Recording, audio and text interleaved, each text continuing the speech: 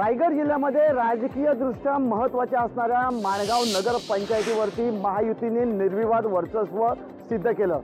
ज्ञानदेव पवार या माजी नगराध्यक्षाने आपल्या पदाचा राजीनामा दिल्याने नगराध्यक्ष आणि उपनगराध्यक्ष या दोन्ही पदांसाठी निवडणूक लागली होती।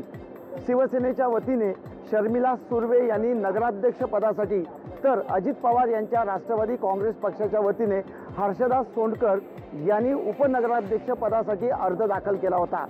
या दोन्ही अर्जांसमोर प्रतिस्पर्ध्यांनी एकही अर्ज न दाखल केल्याने दोघींचीही बिनविरोध निवड आज जाहीर करण्यात आली।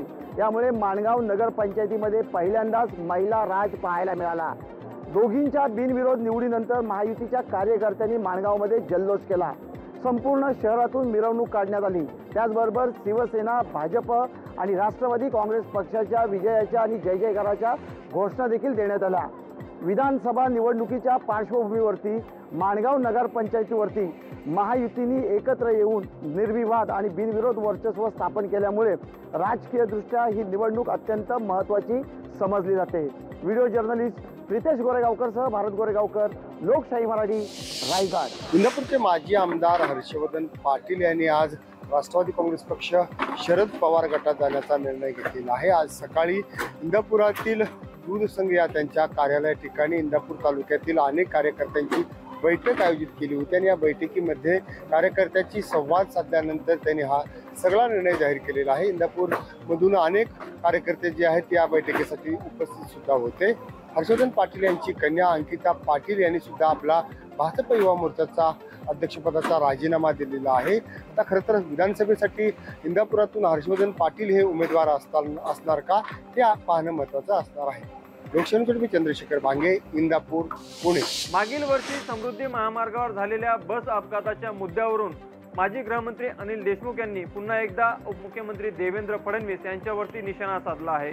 1 जुलै 2023 रोजी समृद्धी महामार्गावर बसला आग लागून त्यामध्ये जवळपास 25 लोकांचा जागीच दुर्दैवी मृत्यू झाला होता आणि त्या दरम्यान राज्य सरकारच्या वतीने देवेंद्र फडणवीस यांनी मृतकाच्या कुटुंबियांना 25 लाख रुपये मदत करणार अशी घोषणा केली होती। मात्र अद्यापही जवळपास 15 महिने लोटून गेले तरी देखील त्यांच्या कुटुंबियाला ती मदत पोहोचली नाही असा आरोप जो आहे तो पत्रकार परिषदेतून अनिल देशमुख यांनी केला आणि पत्रकार परिषदेमध्ये मृतकाचे कुटुंबीय देखील त्या ठिकाणी उपस्थित होते। जवळपास 105 दिवस या कुटुंबियांनी वर्धा येथे आंदोलन केलं। त्यांनी राज्य सरकारकडे दिलेल्या आश्वासनाची मागणी केली, मात्र ती पूर्ण केली गेली नाही। त्यामुळे आता कुटुंबियांचं म्हणणं आहे की देवेंद्र फडणवीस यांनी दिलेलं आश्वासन मी दिलं नाही असं स्पष्ट जर केलं तर आम्ही 1 रुपया राज्य सरकारला मागणार नाही असं देखील अनिल देशमुख पत्रकार परिषदेतून म्हणाले।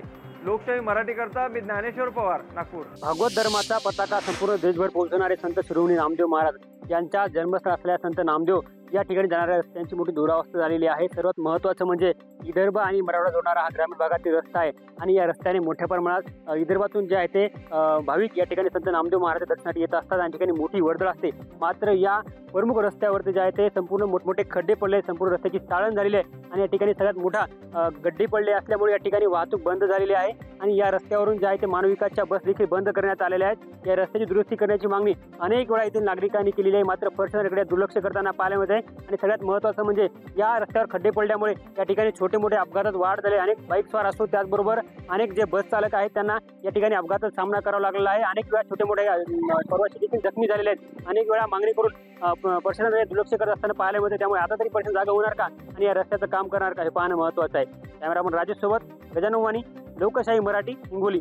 मुंबईच्या CSMT स्थानकाबाहेर 29 वर्षीय महिलेवरती 2 अज्ञात व्यक्तींनी बलात्कार केल्याची घटना घडलेली आहे। ही संपूर्ण घटना 22 सप्टेंबर रोजी झालेली आहे। मात्र 22 सप्टेंबरच्या रात्री ही महिला मुंबईच्या CSMT स्थानकाबाहेर असलेल्या टॅक्सी स्टँडच्या बाहेरून प्रवास करत होती आणि या टॅक्सी स्टँडच्या आसपास 2 अज्ञात व्यक्ती फिरत होते। या अज्ञात व्यक्तींनी एक एक करत या महिलेचा तोंड दाबून तिला धमकवण्याचा प्रयत्न केला आणि त्यानंतर दोन्ही अज्ञात व्यक्तींनी तिच्यावरती बलात्कार केल्याची माहिती या पीडित महिलेने पोलिसांना दिलेली आहे।